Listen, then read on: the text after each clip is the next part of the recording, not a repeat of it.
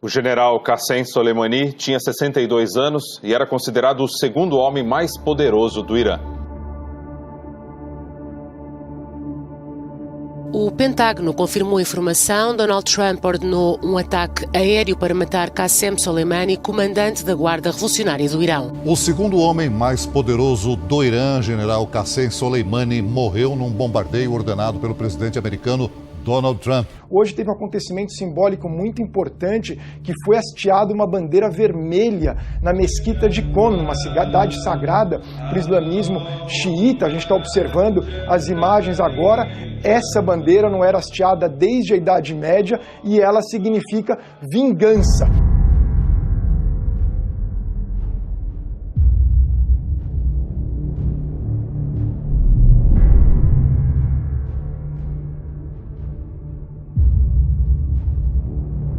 After a U.S. airstrike killed Iran's top military leader Friday, social media flooded with alarm. Twitter users morbidly turned World War III into the top trending term worldwide.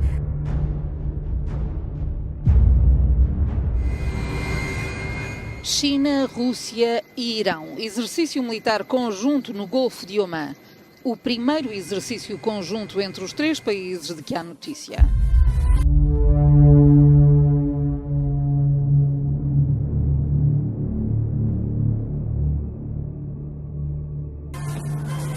À televisão estatal iraniana, um contra-almirante da Marinha do Irão garante que a operação pretende transmitir uma mensagem de paz, amizade e segurança duradoura através da cooperação e da união.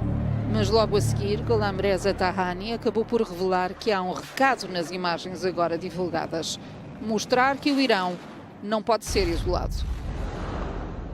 Depois dos testes, autoridades militares do Irã disseram que os exercícios representavam que Teherã, Pequim e Moscou tinham uma relação significativa, relação com reflexos diretos no equilíbrio de forças da região. A Rússia dá sustentação política ao regime do ditador sírio Bashar al-Assad, que também é aliado do Irã. Da parte do extremo noroeste da Rússia, de onde aconteceu essa explosão na última quinta-feira. É que nessa terça-feira houve uma ordem do governo local vinda de Moscou com apoio dos militares para esvaziar um pequeno vilarejo próximo a uma base militar que foi inaugurada em 1954 e que até hoje é usada pela Marinha Russa para fazer testes com um míssil específico de médio e pequeno alcance. O fato é que houve uma explosão aí muito misteriosa até esse momento. Na quinta-feira, houve um desenrolar do caso no final de semana. Os chamados de emergência no Golfo de Omã, na costa do Irã, foram feitos em um intervalo de 40 minutos. 2 navios ficaram à deriva depois de serem atingidos por explosões que teriam sido provocadas por torpedos ou minas submarinas.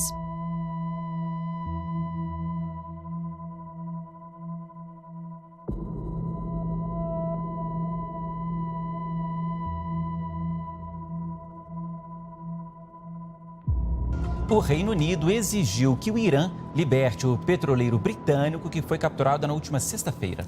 Já o navio iraniano que foi detido em Gibraltar segue apreendido. Mais um capítulo na escalada de tensão no Oriente Médio.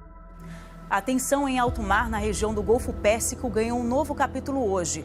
O Reino Unido afirmou que a captura de um petroleiro britânico pelo Irã foi um ato hostil que sofrerá sérias consequências. O Ministério da Defesa britânico afirma que o navio-tanque da British Petroleum foi bloqueado por 3 embarcações iranianas no Estreito de Hormuz. Uma fragata da Marinha Real precisou intervir e fazer escolta. Armas foram colocadas em posição de disparo e um alerta foi emitido pelo rádio. Os iranianos, então, abriram caminho e a embarcação pôde seguir viagem. O Irã nega que tenha tentado interceptar o petroleiro britânico e diz que as acusações foram feitas para elevar o clima hostil no Golfo Pérsico. Ontem, o presidente iraniano Hassan Rouhani ameaçou retaliar o Reino Unido pela captura de um navio com 2 milhões de barris de petróleo no mar Mediterrâneo. Os incidentes aconteceram perto do Estreito de Hormuz, por onde passa 1/5 de todo o petróleo comercializado no mundo. Foi nessa mesma região que 4 petroleiros foram alvo de ataques no mês passado. O secretário de Estado americano, Mike Pompeo, voltou a acusar o Irã, que nega envolvimento. A embarcação estava a caminho da Síria. o que viola as sanções impostas pela União Europeia ao regime do ditador Bashar al-Assad. Cerca de 20% de todo o petróleo mundial passa pelo Estreito de Hormuz. A cada 24 horas, pelo menos 3 navios britânicos navegam pela região. Os Estados Unidos acusam o Irã de sabotar petroleiros internacionais por conta de sanções econômicas impostas à República Islâmica. Na última terça-feira, o Pentágono sugeriu uma coalizão marítima internacional para proteger embarcações comerciais e garantir a livre navegação nas águas do Golfo Pérsico.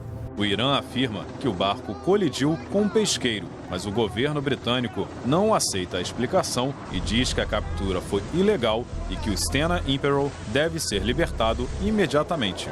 A crise entre os dois países começou há 2 semanas, com a detenção do petroleiro iraniano Grace 1 em Gibraltar. O Reino Unido disse que a tripulação foi apenas interrogada na condição de testemunhas, mas o navio continua detido. O Reino Unido quer saber para onde vai a carga do Grace 1, porque suspeita que o Irã estaria violando sanções internacionais aplicadas à Síria.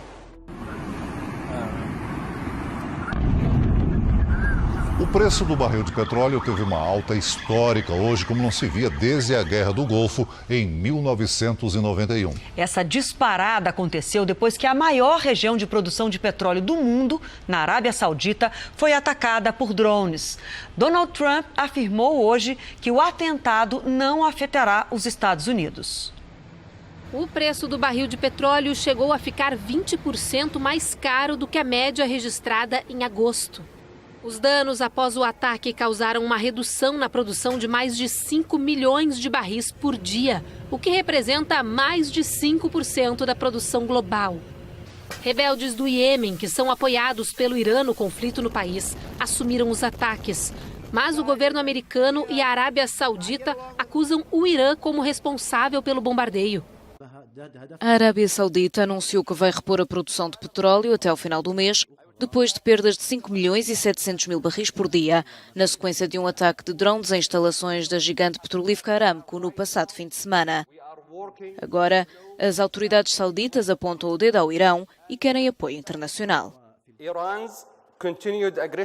Os contínuos apoios a grupos terroristas, agressões e interferências no comércio marítimo do Irão representam uma ameaça a todos nós. Então, pessoal, mais uma coisa, olha só, profética.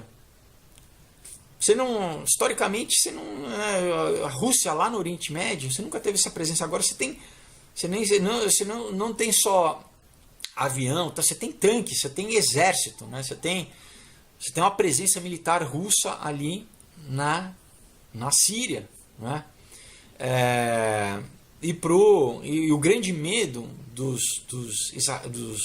judeus, né, de Israel, é que é o seguinte: com esse espaço que ficou, né, na Síria, esse caos, você tem vários grupos ali, você tem o exército do Assad, você tem o Estado Islâmico, que foi basicamente derrotado, você tem os vários interesses, você tem os turcos, você tem os curdos, né, você tinha os americanos, e você tinha o quê? Os iranianos querendo criar uma ponte terrestre, né, entre eles, né, no Irã, passando pelo norte do Iraque ali, passando pela Síria para chegar no Líbano.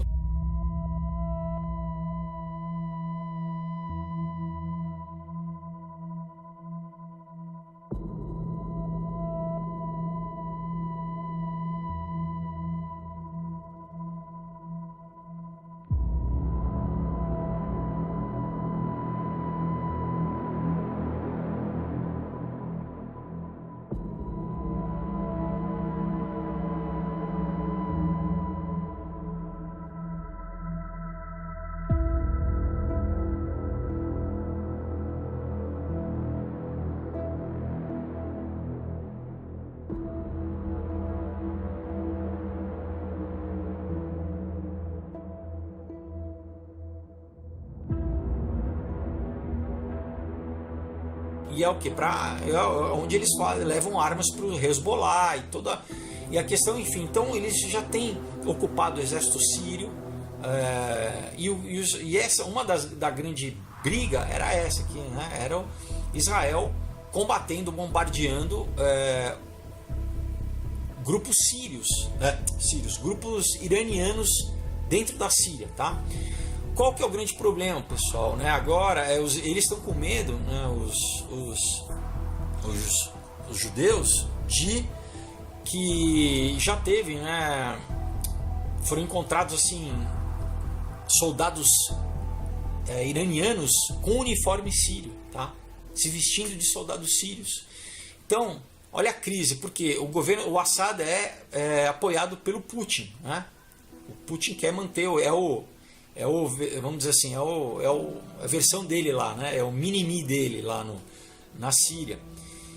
Agora olha a crise, olha como essa coisa é meio que profética, né? A crise é se Israel bombardeia, né? Porque o que? Eles estão construindo ali silo de arma, uma série de coisas até né? Já teve preocupação com arma química e tal. Mas se eles atacam uma posição iraniana dentro da Síria e dizem que eles dizem que não foi iraniano, que era sírio, que era do exército sírio, na verdade, né, como eu falei, trocaram uniformes e tal.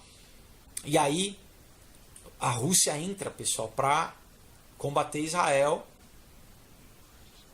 dizendo que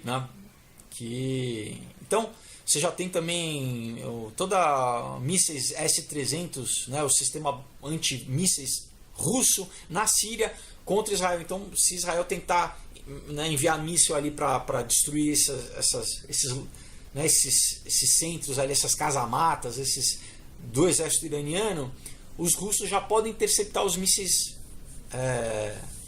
israelenses também. Então, vocês estão entendendo toda a questão. Outra profecia é de Isaías 17, que diz o quê? Que Damasco seria destruída, né? Damasco é a cidade do mundo antigo que nunca foi destruída, né? Em 4.000 anos ela ainda nunca foi destruída, né? Jerusalém já foi destruída várias vezes, enfim. Damasco não. E essa profecia diz, então, alguns teólogos eles preveem que de repente o gatilho, né, da profecia de Ezequiel 38 exatamente seja o cumprimento da profecia de Isaías 17, que é o quê? De repente um ataque em Damasco, destruição de Damasco, né, e culpando os israelenses, os judeus, aí se levanta essa coalizão né, com outros países, mas principalmente, né, da Rússia, da Turquia e do Irã contra Israel. Pessoal, a gente está vendo já, infelizmente, que as peças, né, no tabuleiro já estão colocadas, né, no tabuleiro do war, da guerra, e que agora é só rodar o dado, né? E é um problema, pessoal, porque os desdobramentos aí, então, será que realmente pode começar, né, a Terceira Guerra Mundial, né? A carta do Albert Pike. A Embaixada dos Estados Unidos em Bagdade foi encerrada, os serviços consulares suspensos e os norte-americanos que vivem no Iraque foram aconselhados a saírem do país. Entretanto, de acordo com o Pentágono, 2.800 militares já seguiram para o Médio Oriente. O ataque que matou o general Soleimani está a gerar uma onda de reações. Nos Estados Unidos, o líder democrata do Senado acusa Trump de agir sem autorização. No mundo, as reações multiplicam-se. É da Rússia que chega uma das condenações mais veementes aos Estados Unidos. O ministro dos Negócios Estrangeiros, Sergei Lavrov, diz que o ataque que vitimou o general iraniano viola de forma grosseira o direito internacional. Já o primeiro-ministro israelita, Benjamin Netanyahu, saúda Trump pela forma rápida, forte e decisiva como conduziu a operação. O primeiro-ministro australiano diz que os americanos agiram sem o conhecimento dos aliados na região e pede contenção para evitar uma escalada de violência. O mesmo pedem França, Alemanha e Reino Unido. À volta do globo, os movimentos anti-Estados Unidos e anti-Irão mobilizam-se e saem às ruas. Em Islamabad, Paquistão, bandeiras queimadas e gritos de morte aos Estados Unidos e a Israel. Acaba de chegar a informação de que o parlamento do Iraque aprovou uma resolução para cancelar a assistência das tropas de coalizão lideradas pelos Estados Unidos. A resolução diz que o governo deve trabalhar para acabar com toda a presença de forças estrangeiras no Iraque. Mais cedo, o primeiro-ministro do Iraque abriu a sessão e pediu que o parlamento tome uma medida urgente para acabar com as tropas estrangeiras no país. O ministro das Relações Exteriores do Iraque convocou o embaixador dos Estados Unidos por causa dos recentes ataques aéreos no país. E ele afirmou que a ação é uma violação da soberania iraquiana e enviou à ONU uma denúncia contra os americanos. O líder do grupo radical libanês Hezbollah, um dos maiores aliados do Irã no Oriente Médio, não poderia ter sido mais claro em sua ameaça.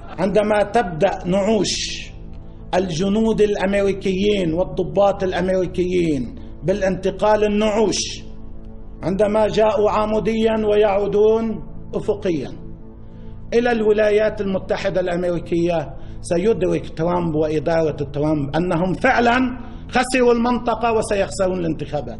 Em uma rede social, o presidente americano Donald Trump prometeu que se o Irã atacar qualquer cidadão ou alvo americano, a resposta será rápida, total e até desproporcional.